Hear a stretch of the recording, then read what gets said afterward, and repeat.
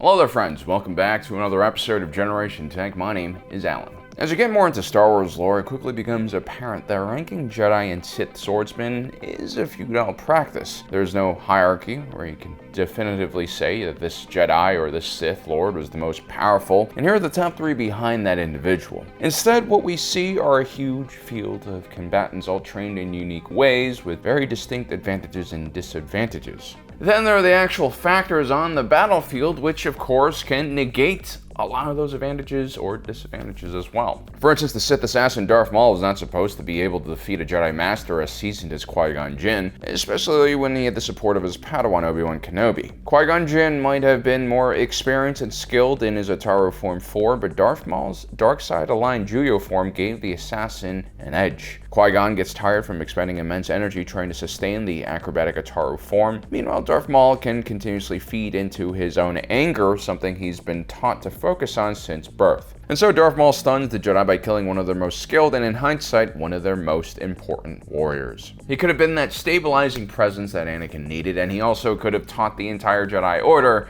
how to become one with the Force. But sometimes shit happens, and a lower rank stuns an upper rank. Although Obi-Wan Kenobi's upset of Darth Maul just moments later was equally as shocking. This time it was the hubris of Darth Maul that led to the downfall of the more experienced fighter. And it's with this mindset we approach the 2 very important duels at the end of the Revenge of the Sith. First we have Mace Windu versus Darth Sidious, followed by another showing between Grandmaster Yoda and Darth Sidious. These 3 individuals are widely seen as the most powerful Force users and the best duelists of their time. Darth Sidious, the Sith Lord, stands alone, the last in the line of the rule of 2 Sith. He was an immensely powerful Sith Lord who had somehow been able to keep his presence completely hidden by the thousands of Jedi that surrounded him on a daily basis as he masqueraded around as the Chancellor of the Republic. And then you have the 2 Jedi Masters, Grandmaster Yoda, one of the oldest and wisest Jedi to ever serve the Order, and Mace Windu, a younger Master who was well known for his intensity and skills with the Saber. Now, Mace Windu is definitely known as a top-tier duelist, but Grandmaster Yoda is simply at another level when it comes to his understanding of the Force. Only Anakin really had a higher midichlorian count. This, combined with centuries of training, made Yoda's dueling abilities probably the best in the Order. As a matter of fact, he's probably instructed almost every Jedi who's gone through the halls of the Order in the last few centuries, including Mace Windu. It's not an exaggeration to say that Yoda is Jedi Order, not just because of his long tenure and the relationships he's built with all of the high-ranking members within the Order,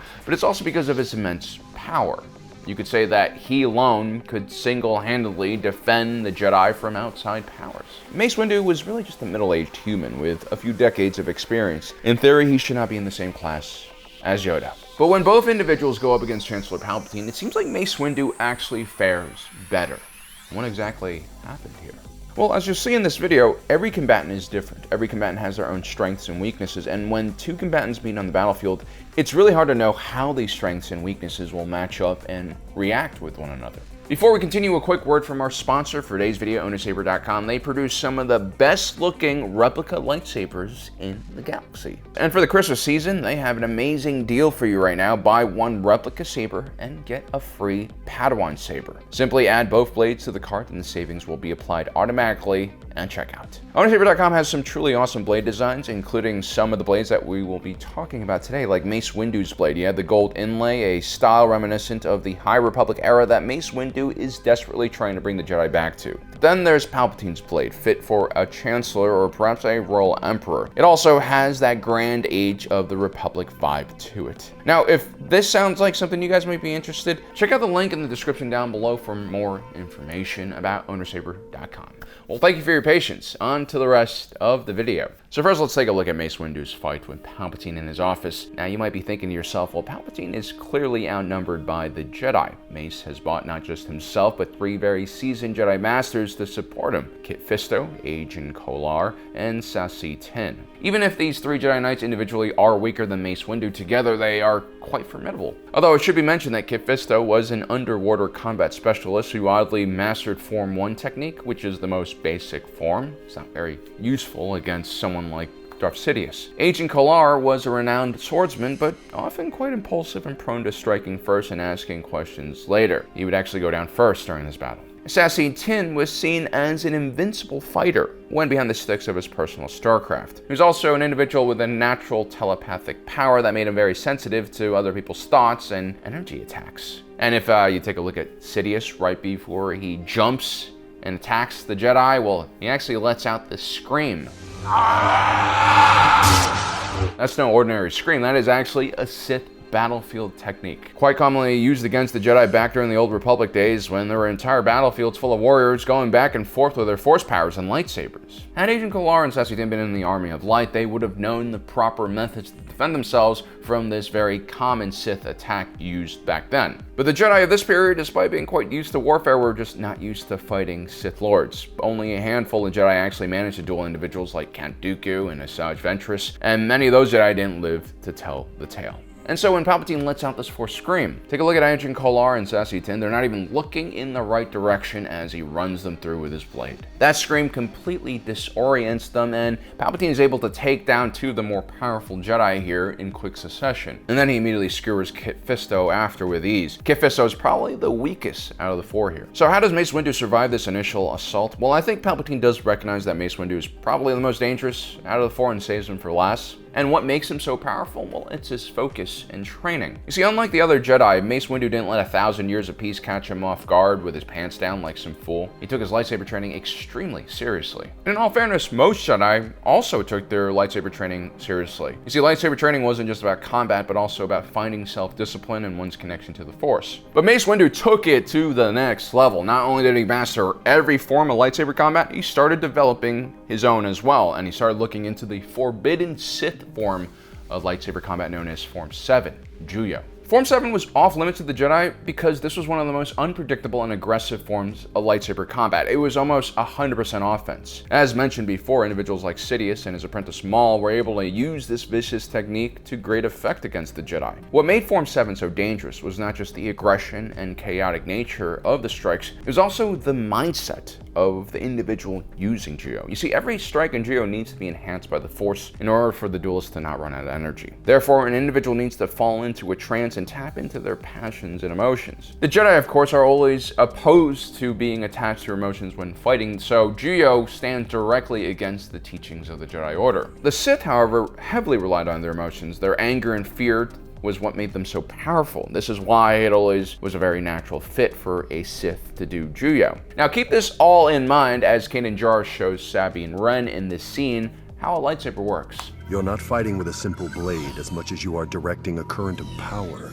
Your thoughts, your actions, they become energy. They flow through the crystal as well and become a part of the blade. And so when a Sith Lord is using Juyo, each one of his strikes from his lightsaber is filled with immense Darkside energy. Something that would have been shocking for most Jedi to experience firsthand. I imagine parrying Darth Sidious or any person who's using Juyo when they're that angry is like, you know, immersing yourself in cold water or opening the oven into your face while it's on the broiler mode. It is intense. The reason why Mace Windu was able to withstand all this Darkside energy comes specifically from his efforts to develop an alternative form to Form 5 Juyo. See, from a very young age, Mace Windu was very passionate and emotional. During his gathering ceremony, he struggled with building his lightsaber and became frustrated. Professor Yang would remind young Mace that it was important to clear his head and remove emotions when trying to focus on something a bit more complicated. And later on, Mace Windu's master, Silan Mir, also sought to temper the fire burning inside of young Mace, perhaps a side effect of his homeworld of Harun Kal. Let's just say, compared to the rest of his people, Mace Windu is actually pretty relaxed. But anyway, like many Jedi, Mace Windu would take his own weaknesses extremely seriously, and he would spend his entire life working on containing his emotions and dealing with his rage and frustration. This makes him uniquely suited to study Juyo and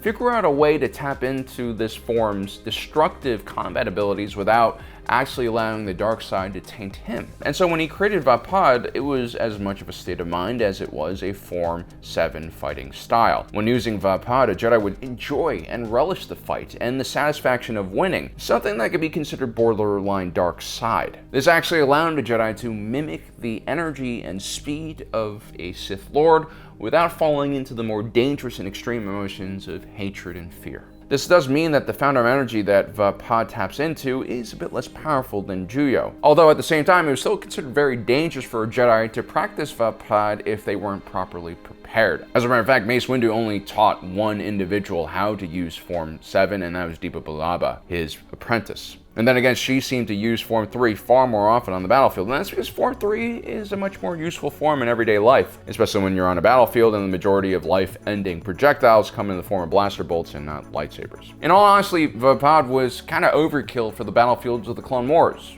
You could just use a much simpler form, and that's what most Jedi chose to do. Now, there is one situation in which Vaapad is amazing, and that is going directly against Juyo. So this might be confusing, especially when I just said that Juyo most likely is more powerful than Vaapad. But when these two forms interact, the Vaapad fighter has a huge advantage against Juyo. You see, while the other Jedi in the office on that fateful day tried to resist the Darkside energy coming from Palpatine, Mace Windu did something different. He accepted the fury and dark side of Palpatine, and that's because Vaapad fighters learn how to channel more destructive energies and then use that energy to aim it right back at their opponents. Mace Windu has quite a lot of fury inside of him to begin with, but the more powerful his opponent is in the dark side, the more powerful his strikes will become as well due to Vaapad's nature. The scene where Palpatine tries to do a sneak lightning attack on Mace Windu is a great visual example of what he's doing to Palpatine this entire fight, using Vaapad as a conduit to redirect Palpatine's energy right back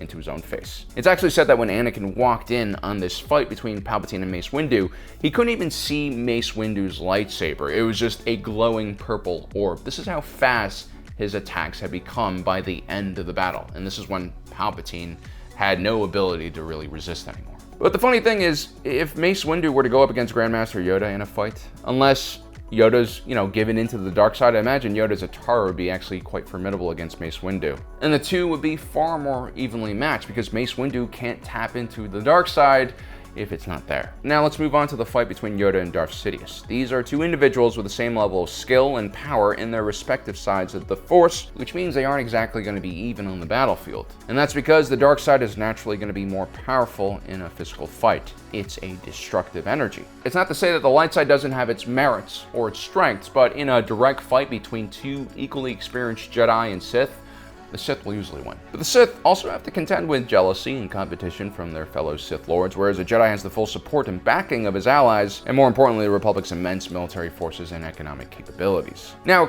Count Dooku, who trained beneath both Palpatine and Yoda, gives us a better insight on just how powerful Yoda is. You see, at one point in time, Dooku actually went up to Yoda and tried to convince him to join the dark side. He later recalled how foolish of an idea that would have been, and he said the following quote: "If Yoda ever turned that way, Sidious himself would be annihilated. The universe is yet to comprehend the kind of evil that a Jedi Knight of nearly 900 years could wield." So yeah, I think Yoda has more Force potential than Darth Sidious ever will, but he's a Jedi. And here's the thing, when Yoda enters the duel with Palpatine, as a level-headed, disciplined Jedi, he's not willing to really give into that true potential as a Sith Lord, and he'd rather maintain his light side connection with the Force. And this time, Palpatine has not emptied his Senate complex. He has a bunch of guards crawling all over the place. And that means Yoda is working against the clock. He has to assassinate Palpatine and then get out of there as quickly as possible. On top of that, Yoda also just recently experienced the death of almost every Jedi that he helped teach and raise to the Order. This would have been an emotionally traumatic period for him. It's like losing your entire family. Yoda also had been on the run for days after narrowly escaping his own Order 66 situation and hiding in the bush on Kashyyyk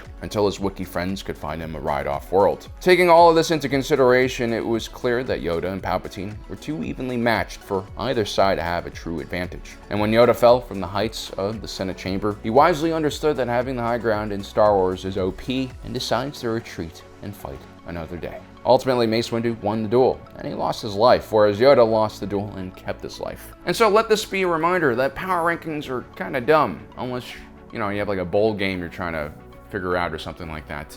And then at the end of the day, it's much more interesting to look at the individual characteristics of each fighter and try to figure out how those characteristics will meet in the arena of battle. Well guys, I hope you enjoyed today's video. Don't forget to subscribe, hit that notification button down below so you don't miss out on the rest of our awesome content.